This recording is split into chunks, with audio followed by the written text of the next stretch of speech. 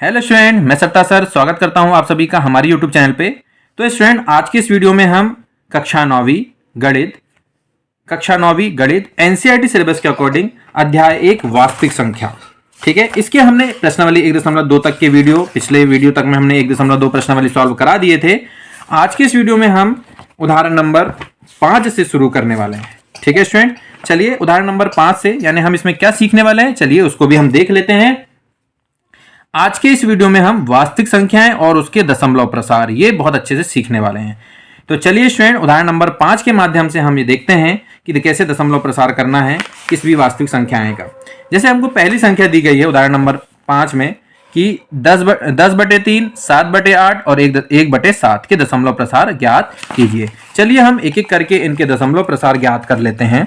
पहला हमको दिया है स्टूडेंट यहाँ पे कि 10/3, ठीक है। 10/3 का मतलब ये होता है स्टूडेंट कि 10 में आपको 3 का भाग देना है। तो 3 का भाग देना, 3 तिया 9। अब इसको हम घटा देंगे, यहाँ 1 आ गया, भाग नहीं जाएगा, दशमलव लगाएंगे, 0 हो गया, फिर 3 तिया, फिर 9 हो जाएगा, घटाएंगे, 1 आया, फिर 0 लगाया, 3 तिया 9, फिर घटाए, फिर 1 आया, फिर 0 लगा दिया, 3 तिया 9। इस तरीके से हम ये देख रहे हैं कि ये एक शेषफल एक बच रहा है और वो आगे बढ़ते जा रहा है। ठीक है, यानी इसका जो दशमलव प्रसार हुआ 10/3 का जो दशमलव प्रसार हमको मिला वो क्या मिला student, 3.333 dash dash dash dash. ठीक है, चलिए तो इस तरीके से दशमलव प्रसार करने के लिए बोले तो सिर्फ इतना है कि आपको भाग देना है और उसका दशमलव प्रसार मतलब उसमें आपको भाग देते जाना है। कम से कम आप 4, 5, 6, 7 बार उसका भाग दीजिए, देखिए कि क्या दशमलव प्रसार हम जब कर रहे हैं दशमलव लगने के बाद जो संख्या आ रही है क्या वो कहीं रुक रही है। तो आप कोशिश करिए कि 4-5 बार करिए, उसके बाद यदि वो नहीं रुक रही है इसका मतलब है कि वो आगे बढ़ते जा रही है, तो आप डैश लगा सकते हैं। ठीक है, अब इसमें दूसरा दिया है 7/8। ठीक है, ये पहला था। अब हम इसी में दूसरा देखते हैं, दूसरा दिया है 7/8। अब 7/8 का मतलब क्या हुआ स्टूडेंट, उसको भी देख लेते हैं कि हमको 7 में 8 का भाग देना है। तो 8 का भाग 7 में जाएगा क्या, नहीं जाएगा, तो 0 लगा लिए और दशमलव लगाए। दशमलव जैसे लगाए तो अब ये क्या हो जाएगा, यहाँ दशमलव का 0 लग गया तो ये 70 हो गया। अब 8 का पहाड़ा हम पढ़ेंगे तो 8 7 56, 8 8 64। ठीक है, तो ये हो गया 8 8 64। घटा देंगे तो 10 में से 4 गया 6 और 6 में से 6 गया जी कुछ भी नहीं। फिर यहाँ पर हम 0 लगाएंगे तो 60 हो गया। अब 8 का पहाड़ा पढ़ लीजिए तो 8 7 56, तो ये 56 हो गया। फिर घटाएंगे तो यहाँ 4 बचेगा, फिर 0 लग जाएगा। फिर 8 का पहाड़ा पढ़ेंगे हम 8 पना 40। ठीक है, और जैसे ही 40 आया तो हमने घटाया तो शेषफल क्या आ गया, 0 आ गया। मतलब अब आगे तो भाग होना ही नहीं है।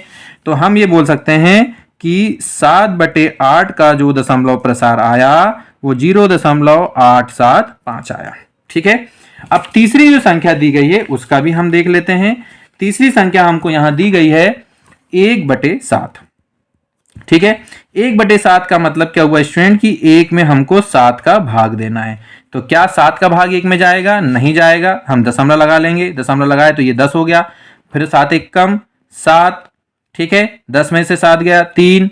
अब 3 में यहां पर हम क्या लगा लेंगे, 0 लगा लेंगे। अब इसके बाद 7 का पहाड़ा पढ़िए तो 7 1 7, 7 2 14, 7 3 7 4 28।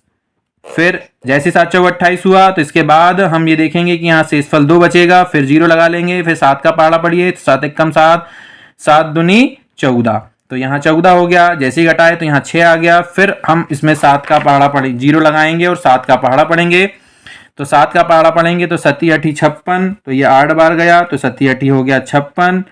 फिर शेषफल बचा इसमें 4, फिर 0 लगाएंगे, फिर 7 का पहाड़ा पढ़ेंगे 7 पना 35। ठीक है, फिर 35 हुआ तो हम इसका देखेंगे तो घटाएंगे तो यहाँ पर शेषफल आ जाएगा 5। फिर 0 लगाएंगे तो फिर 7 का पहाड़ा पढ़ेंगे तो 37 37 क्या होता है 49, तो यहाँ 37 37 क्या हो गया 49 हो गया। और फिर हम देखेंगे कि शेषफल क्या बच गया 1। यदि शेषफल 1 बचेगा तो यही वाली प्रक्रिया फिर से दोहराने वाली है ना, क्योंकि हम जैसे 0 लगाएंगे तो 10 हो गया। 10 हो गया मतलब फिर वही भाग देंगे तो यही 10 में 7 का भाग देते हैं, जैसे चलते जाएगा है ना। तो इसका मतलब है कि अब यहाँ प्रक्रिया फिर से वही वाली यानी ये वाली 1 4 2 8 5 फिर से दोहराने वाली है ना। तो फिर 10 लगा तो 7 1 कम 7 है ना, फिर वही बचा 3, फिर 30 हो जाएगा, फिर 28, ऐसा चलते जाएगा 1 4 2 8 5 7 है ना। और फिर 1/4, तो मतलब ये चलते जा रहा है, मतलब ये रुक नहीं रहा है। तो हम ये कह सकते हैं कि 1/7 का जो मान आया वो 0.142857 डैश डैश डैश डैश, मतलब यही वाली संख्या फिर से रिपीट हो रही है। ठीक है, रुक नहीं रही है, चल है ना, मतलब डैश डैश डैश डैश। अब स्टूडेंट हम यहाँ देखते हैं कि ये तीनों जो हमने करे तो ये तो सॉल्व हो गया, हमारा सॉल्यूशन तो हो गया, लेकिन हम इसमें थोड़ा सा विचार भी करते हैं। एक हमने 10/3 का दशमलव प्रसार किया तो यहाँ 3.333 आ रहा है, चलते जा रहा है, रुक नहीं रहा है। एक हमने 7/8 का दशमलव प्रसार करे तो ये 0.875 आया और रुक गया। ठीक है, और यहाँ पर हम 1/7 का दशमलव प्रसार निकाले तो क्या आ गया 0.142857 डैश डैश डैश, यानी ये भी नहीं रुक रहा, ये भी चलते जा रहा है। लेकिन पहले और तीसरे में कॉमन बात क्या है कि पहले में एक अंक ही दोहराते चले जा रहा था। ठीक है, और यहाँ पर क्या हो रहा है कि यहाँ पर 6 अंक आए, उसके बाद फिर से यही 6 अंक आएंगे, फिर से यही 6 अंक आएंगे, यानी इस तरीके से प्रक्रिया दोहराते चले जा रही है। भलाई रुक नहीं रहा है भागफल, मतलब सॉरी, यानी हमारा ये भाग की जो प्रक्रिया है वो रुक नहीं रही है, यानी शेषफल 0 नहीं आ रहा है, लेकिन ये प्रक्रिया चलते जा रही है, यानी यहाँ पर एक 6 अंक की जो पुनरावृत्ति होते जा रही है। तो स्टूडेंट यहाँ से हमको एक बात समझ में आती है, ये हमारा उदाहरण नंबर 5 तो कंप्लीट हो गया। तो यहाँ पर हमको दशमलव प्रसार करने पर 3 केस मिले। पहला केस हमको मिला कि शेषफल 0 आ गया, है ना, शेषफल जब 0 आ जाए, शेषफल क्या हो जाए, 0 हो जाए, है ना, जिसकी दूसरे वाले में हुआ। जब शेषफल 0 हो जाए तो ऐसे वाले दशमलव प्रसार को कहा जाता है शांत दशमलव प्रसार। क्या कहा जाता है, शांत। कि यदि से हमने दशमलव प्रसार किए, जैसे कि ये, और दशमलव प्रसार करने के बाद अब यहाँ पर दशमलव प्रसार रुक गया, अंत हो गया, तो हम बोलते हैं कि ये जो दशमलव प्रसार था, यानी इस परिमेय संख्या का जो दशमलव प्रसार हमने किया, तो ये कैसा है, शांत दशमलव प्रसार है। अब पहले और तीसरे केस में हम ये देख रहे हैं कि यहाँ दशमलव प्रसार रुक नहीं रहा है, चलते जा रहा है, चलते जा रहा है, चलते जा रहा है, चलते जा रहा है। तो ऐसे दशमलव प्रसार को, है ना, मतलब दूसरा केस हम ये कह सकते हैं कि जब शेषफल 0 नहीं आ रहा है, शेषफल 0 नहीं आ रहा है, इसलिए तो क्या हो रहा है कि दशमलव प्रसार होते शेषफल 0 ना हो, ऐसे केस में हम ये देख रहे हैं कि क्या हो रहा है, जैसे हमने दशमलव प्रसार करे तो वो चलते जा रहा है, लेकिन, है ना, चलते तो जा रहा है, लेकिन एक अंक की पुनरावृत्ति हो रही है। तो ऐसे दशमलव प्रसार को अनवसानी और यहां पर आवर्ती हो रहा है, मतलब कुछ क्राइटेरिया के बाद अंकों की पुनरावृत्ति हो रही है, भलाई दशमलव प्रसार रुक नहीं रहा है। तो ऐसे दशमलव प्रसार को अनवसानी आवर्ती दशमलव प्रसार कहते हैं। और जब हम दशमलव प्रसार करें और वो रुक जाए, अर्थात शेषफल 0 आ जाए, तो वो शांत दशमलव प्रसार कहलाएगा। ये हमको आगे काम आएगा, ये वाला क्वेश्चन में तो इतना करके हम खत्म कर देंगे, लेकिन आगे जो काम आने वाला है उसको हमने इसलिए यहीं पर बता दिया। ठीक है, क्योंकि हमने दशमलव प्रसार करे तो उस पर हमको विचार करके हमने 2 तरीके की कंडीशन निकाले। एक कि जब हम दशमलव प्रसार कर रहे हैं और शेषफल 0 आ जाए तो हम बोलेंगे कि वो शांत दशमलव प्रसार है, और जब शेषफल 0 नहीं आएगा तो हम बोलेंगे, और शेषफल 0 नहीं आ रहा है और दशमलव प्रसार चलते जा रहा है और कुछ अंक के आने के बाद वही अंक फिर से रिपीट होने लग रहे हैं, वही क्रम से अंक रिपीट होने लग रहे हैं, तो ऐसे दशमलव प्रसार को अनवसानी आवर्ती दशमलव प्रसार कहते हैं। ठीक है, चलिए आगे बढ़ते हैं। अब हम उदाहरण नंबर 6 देखते हैं। तो चलिए स्टूडेंट्स, अब उदाहरण नंबर 6 देखते हैं। उदाहरण नंबर 6 है कि दिखाइए कि 3.14267 एक परिमेय संख्या है, या दूसरे शब्दों में 3.14267 को P/Q के रूप में लिखिए। जो भी संख्या को हम P/Q के रूप में लिख सकते हैं वो परिमेय संख्या कहलाएगी। यदि हम उसको P/Q के रूप में व्यक्त नहीं कर पा रहे हैं तो वो परिमेय संख्या नहीं कहलाती है। चलिए, तो स्टूडेंट जैसा इसमें दिया गया है हमको कि 3.14267, तो हम इसको लिखेंगे और बटे लगाएंगे, दशमलव का नीचे 1 लगेगा और दशमलव के बाद जितने अंक है उतने हम 0 नीचे लगा देंगे, तो दशमलव ऊपर से हट जाएगा। तो इसको हम इस तरीके से लिख सकते हैं। जैसे ही हमने इस संख्या को इस तरीके से लिखा तो ये P/Q के रूप में आ गया, और ऊपर भी पूर्णांक संख्या है, नीचे भी पूर्णांक संख्या है, अर्थात ये अपने आप पे क्या है, परिमेय संख्या है। ठीक है, और परिमेय संख्या को हमने P/Q के रूप में भी लिख लिए। हो गया इसका सॉल्यूशन, खत्म कहानी। ठीक है, चलिए अब स्टूडेंट बात हम यहाँ पर, हमने तो ये ऐसी संख्या की बात की थी यहाँ पर, है ना, अभी उल्टा हो रहा है। पहले हमारे पास परिमेय संख्या मतलब बटे वाली संख्या थी, P/Q के रूप में था, उसका दशमलव प्रसार कर रहे थे। अब दशमलव प्रसार है उसको P अपॉन Q के रूप में लिखना है। उल्टा हो रहा है ना। एग्जाम्पल नंबर 5 में क्या था कि P अपॉन Q के रूप में संख्या लिखी थी, उसको हम दशमलव प्रसार के रूप में लिख रहे थे, दशमलव प्रसार करके लिख रहे थे। अब यहाँ पर हमको दशमलव प्रसार के रूप में संख्या मिल रही है, उसको हम P अपॉन Q के रूप में लिख रहे हैं। तो ये जो था इसमें हमने देखा कि इसमें तो ये प्रसार आगे नहीं चल रहा था, है ना, यानी ये शांत दशमलव प्रसार था, तो जिसको हमने P अपॉन Q के रूप में बड़ी आसानी से लिख लिया। ये दशमलव हटाएंगे तो दशमलव का 1 लगाएंगे नीचे हर में, और जितने अंक हैं उसके बाद 0 लगा दीजिए। ठीक है। अब उदाहरण नंबर 7 देखते हैं। उदाहरण नंबर 7 है कि दिखाइए कि 0.333 डैश डैश डैश, या इसको इस तरीके से लिखा जाता है ना, कि जो चलते जा रहा है, जिस तो एक अंक जो रिपीट हो रहा है बार बार, तो ऊपर उसमें बार लगा देते हैं। इसका अर्थ ये होता है कि 3 आते जा रहा है, आगे तक चलते जा रहा है, ये रुक नहीं रहा है। अब इसको P अपॉन Q के रूप में लिखना है। ठीक है। ये कौन सा दशमलव प्रसार है स्टूडेंट? ये अनवसानी आवर्ती दशमलव प्रसार है, और ऊपर वाला कौन सा था? शांत दशमलव प्रसार था। ठीक है। तो चलिए इसको भी हम P अपॉन Q के रूप में लिख सकते हैं, क्योंकि ये भी परिमेय संख्या है, तो इसको भी P अपॉन Q के रूप में लिखा सकता है। तो चलिए इसको हम सॉल्व करते हैं। यानी हमारे पास है उदाहरण नंबर 7। ठीक है। अब यहां पर हमको जो संख्या दी गई है उसको हम x के इक्वल में मान लेंगे, है ना। तो चलिए सॉल्व करते हैं। तो मान लेते हैं,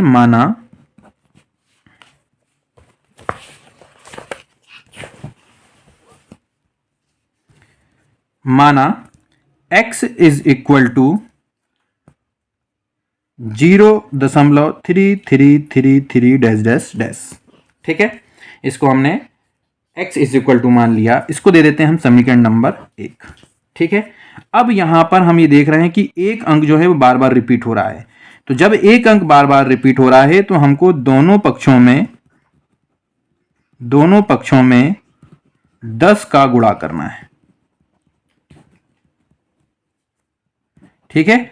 दोनों पक्षों में हम जैसे ही 10 का गुणा करेंगे तो ये 10x हो जाएगा, और 10 का गुणा करने पर एक अंक दशमलव के पहले आ जाएगा, यानी 3.3333 डैश डैश डैश, ये चलते जाएगा। 10x, ठीक है, इज इक्वल टू, इसको हम इस तरीके से लिख सकते हैं कि 3 धन 0.3333 डैश डैश डैश डैश। ठीक है। मेरे हिसाब से उम्मीद है कि इसमें किसी को कोई डाउट नहीं होगा, है ना। क्लियर है ना। चलिए अब हम यहां देखते हैं कि 10x is equal to 3 plus 0.3333 जो आ रहा था उसको हमने x माना है, तो इसकी जगह में हम x लिख देंगे। अब x को हम इधर लेके आएंगे, पक्षांतर करेंगे, तो यहाँ प्लस x है, इधर आके माइनस x हो जाएगा, इज इक्वल टू यहाँ 3 है। 10x में से एक x गया तो यहाँ 9x बचेगा, इज इक्वल टू 3 हो गया। तो x is equal to 3 upon 9 लिख लेंगे। 3 एक कम 3, 3 3 9, इसको काट लिया हमने। तो x इज इक्वल टू क्या आ गया? 1/3, और x इज इक्वल टू क्या था? 0.0333। तो इसका मतलब ये हुआ, यानी अर्थात या इसलिए हम कह सकते हैं कि 0.3333 डैश डैश डैश की जो वैल्यू है वो किसके इक्वल है? 1/3 के इक्वल है। और यही तो हमको P अपॉन Q के रूप में लिखना था, और यही हमारा क्या कहलाएगा? आंसर कहलाएगा। ठीक है। तो स्टूडेंट, अनावसानी आवर्ती दशमलव प्रसार को भी हम P अपॉन Q के रूप में लिख सकते हैं। बस उसमें एक प्रक्रिया है कि आपको ये ध्यान रखना है कि जितने अंकों पर बार लगा हो, यानी यहाँ पर तो एक अंक रिपीट हो रहा मतलब एक अंक पे बार लगा है, तो एक 0 लगा के, यानी एक के बाद एक 0 मतलब 10 बन गया, तो 10 का गुणा करना है। यदि मान लीजिए यहाँ पर 2 अंक पे बार लगा होता तो यहाँ हम 100 का गुणा करते दोनों पक्षों में। यदि 3 अंक में बार लगा होता तो यहाँ हम 1000 का गुणा करते। ठीक है। इस बात का हमको ध्यान रखना है। ठीक है। चलिए, तो उदाहरण नंबर 7 उम्मीद है क्लियर हो गया होगा। इसी को समझने के लिए कि जब 2 अंक बार बार रिपीट हो रहे हैं, अनवसानी आवर्ती ही है रहेगा दशमलव प्रसार, उसके लिए उदाहरण नंबर 8 दिया है हमको कि 1.272727 डैश डैश डैश, या इसको हम बोल सकते हैं कि 1.27 बार को P अपॉन Q के रूप में लिखिए। तो चलिए स्टूडेंट, इसको हम P अपॉन Q के रूप में लिखते हैं। उदाहरण नंबर 8, उदाहरण नंबर 8। ठीक है। तो उदाहरण नंबर 8 में हम जब सॉल्व करेंगे तो हम मान लेंगे, क्योंकि हमको जिसको P अपॉन Q के रूप में लिखना है इसको x इज इक्वल टू मान लीजिए, तो 1.27 में बार लगा है, मतलब 272727 डैश डैश डैश, यानी ये 2 अंक वाले 2 अंक बार बार रिपीट हो रहे हैं, 27272727 इस तरीके से। ठीक है। अब मैंने कहा कि यहाँ पर 2 अंक रिपीट हो रहे हैं बार बार, तो आपको दोनों पक्षों में 1 के बाद 2 जीरो, मतलब 2 अंक रिपीट हो रहा है तो 2 जीरो, मतलब बन गया क्या 100। तो दोनों पक्षों में 100 का क्या करना है, गुणा करना है। ठीक है, जैसे हम 100 का गुणा करेंगे तो ये 100x हो जाएगा इज इक्वल टू, है ना, 100x हो जाएगा इज इक्वल टू, ये क्या हो जाएगा 127.272727। 100 का गुणा करेंगे तो दो अंक दशमलव के पहले आ जाएंगे। ठीक है, और दशमलव के बाद डैश डैश डैश डैश चलते जाएगा। ठीक है, अब ये हो जाएगा, क्योंकि हमको यही चीज रिपीट करना है तो हम इसको ऐसा लिख सकते हैं कि 126 धन 1.272727 डैश डैश डैश। तो 126 और क्या हो गया 127.272727। ठीक है, अब यहां पर क्या हो गया 100x इज इक्वल टू 126 धन, ये जो है ये समीकरण नंबर 1 के अकॉर्डिंग हम बोलें तो इसकी जगह में हम x लिख सकते हैं। हम जिसकी जगह में जैसे ही x लिखेंगे, अब ये x आ गया, इसका पक्षांतर कर लीजिए तो 100x माइनस x हो गया इज इक्वल टू क्या हो जाएगा 126 हो जाएगा। 100x में से एक x गया तो यहां पर 99x आ गया इज इक्वल टू 126 हो गया। x इज इक्वल टू 126 बटे क्या हो जाएगा 99। अब स्टूडेंट चाहो तो इसको आप काट सकते हैं, क्योंकि यदि आपको पढ़ा आता है तो आप इसको आसानी से काट सकते हैं। जैसे कि 3 से 3 चौक 12, 3 दूनी 6, तो 3 तिया 9, 3 तिया 9। ठीक है, आप चाहो तो इसको और काट सकते हैं, 3 एक कम 3, 3 एक कम 3, 3 एक कम 3, 3 चौक 12, यानी x बराबर आ गया 14/11। तो आ गया ये p अपॉन क्यू के रूप में। तो हम यहां लिखेंगे